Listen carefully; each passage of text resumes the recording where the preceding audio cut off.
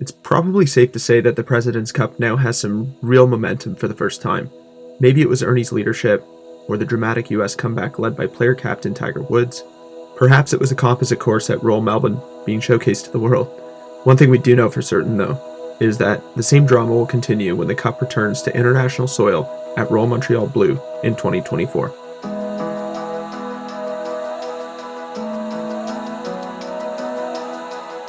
Without a doubt, if Golf Canada had a formal open rota equivalent to the R&A, Royal Montreal would be a permanent fixture. We're not saying it has the beauty of a Royal Portrush or the Old Course, but it's more like a Birkdale or Carnoustie, just a brute of a test.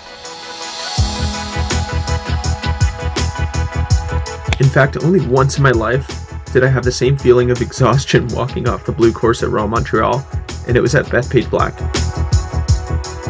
As the oldest golf club in North America, walking into the clubhouse at Royal Montreal is like visiting the late Archie Baird's museum in Gullane, Scotland. Old hickories, feathery balls, and red blazers are all on display. They're reminders of golf's roots, and they're everywhere. Lists of past champions and club presidents adorn the hallways. And the on-site dorms for guests are modest, but they place an emphasis on the history of interclub matches with Royal Ottawa, Toronto Golf, and the country club at Brookline. Simply put, it's a golf museum.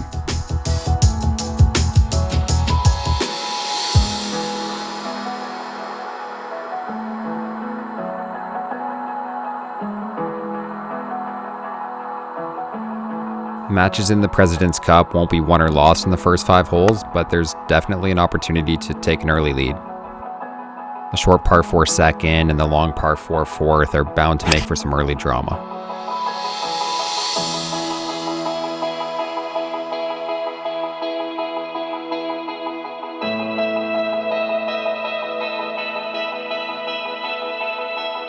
The 6 is the first of 2 awesome par 5s here.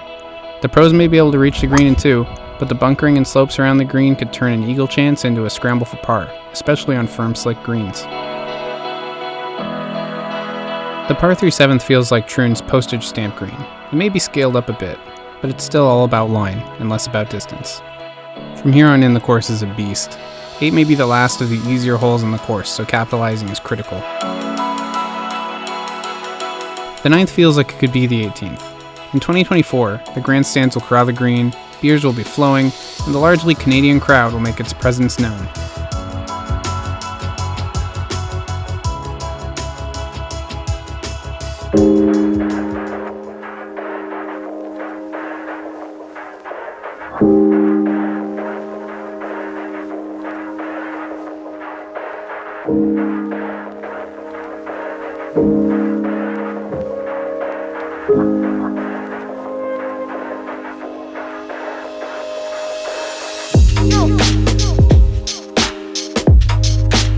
Is the last par 5 on the golf course, and honestly, you better take advantage of it. Hug the left side off the tee if you can, while avoiding the bunkers, and give yourself a shorter shot into this green. The pros will likely be thinking birdie at worst on this hole, but if you miss in those greenside bunkers, that's going to be a tough up and down for anybody.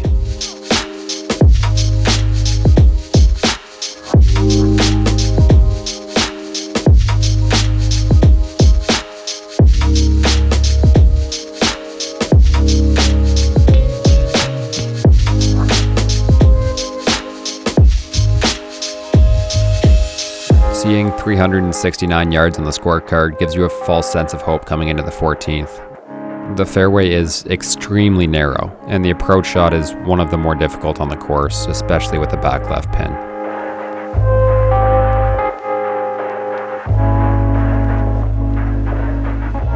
If you thought 14 was hard, you'll hate the 16th. The longer, meaner brother also has a pond on the left and a fairway that narrows as you go.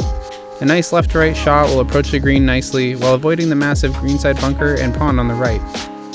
And 17's no joke either. Canadians may remember this hole from the 07 Cup with Mike Weir's massive birdie, but I remember this hole for different reasons.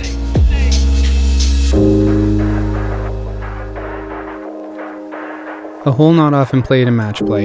18 begs you to try to carry the hazard off the tee. Tiger tried it and failed in 2007. All but sealing the eventual win for Mike Weir. We can't wait to see what other epic moments take place here in 2024.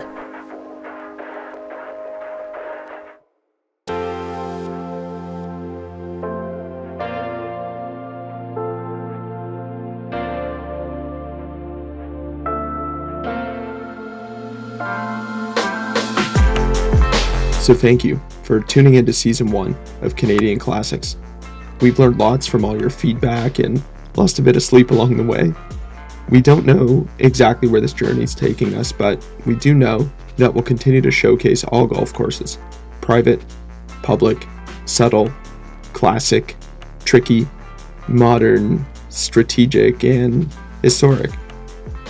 Over the past couple of decades, we've learned that golf course preferences truly are personal. Maybe you're the architecture buff of the group, or maybe you love the local muni with your favorite pint in hand. These, and really everything in between, are commendable. Golf's a wild game that will bring you to new places, give you purpose, and introduce you to new people. Hopefully we can be a part of your golf journey, just as you are a part of ours. And while Season 2 is already in the works, we're also excited about some of the surprises we've got for you over coming weeks and months, so stay tuned to TBL.